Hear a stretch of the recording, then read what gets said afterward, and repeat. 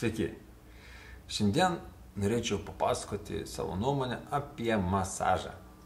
Kadangi mes su žmona esame abudu mauri masažistai, tai turiu šiek tiek patirties apie tai ir norėčiau pasidalinti pagrindiniais dalykais, kurie, aš manau, yra svarbus darant masažą. Ir žiūrint iš tos pusės, kad intuityviai masažą mes darom visi, netgi mažas vaikas. Kai jisai bėgdamas pargriuvo, atsistojęs, jisai pasitrina tą vietą, kurią susitrenkė. Ir taip pat kaip jeigu mums, pavyzdžiui, skauda petį, tai mes jį maigom, visai trinam, visai tenais glamžom.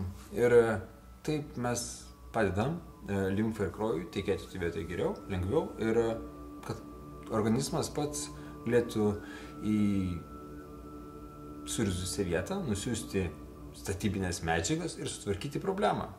Taigi, intuityviai masažų mes visi užsiimam vienaip arba kitaip, bet galima tai naudoti kaip kažkokią tai gurmanišką detalę savo gyvenime. Pavyzdžiui, jeigu jūs į prisilietimą dar įtrauksite ir šiltą aliejų, tiesiog paimat indelį su šiltu vandeniu ir buteliuko su aliejum tenais įstatote. Ir aliejus pasidaro šiltas, tai yra labai malonu kūnui ir tai stipriau nuspalvina masažą. O jeigu dar uždegsite smilkalą, jeigu dar jungsite gražią kažkokią tai muziką, tai iš viso jau pasidaro labai egzotika.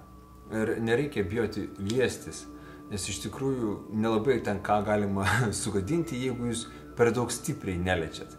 Dėl to, kad kai vasarą mėgote kokį nors stovykloje, miške ir konkorėžys jums po palapinę palenda ir visą naktį kažkokią vietą praspaudžia, tai jūs nesuparalyžiuoja, tiesa?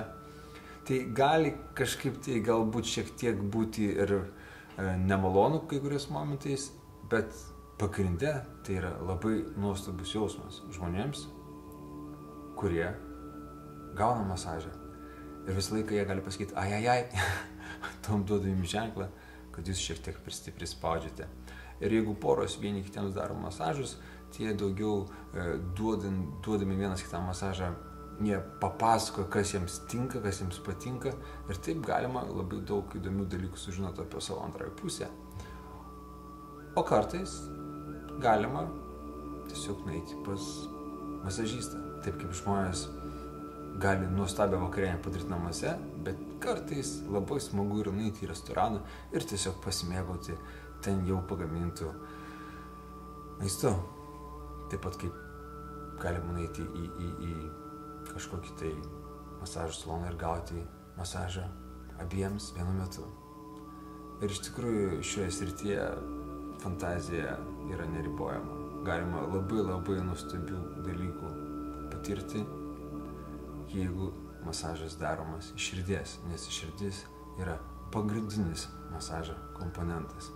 Be širdies masažas bus tik brūžinimas. Geros jums dienos.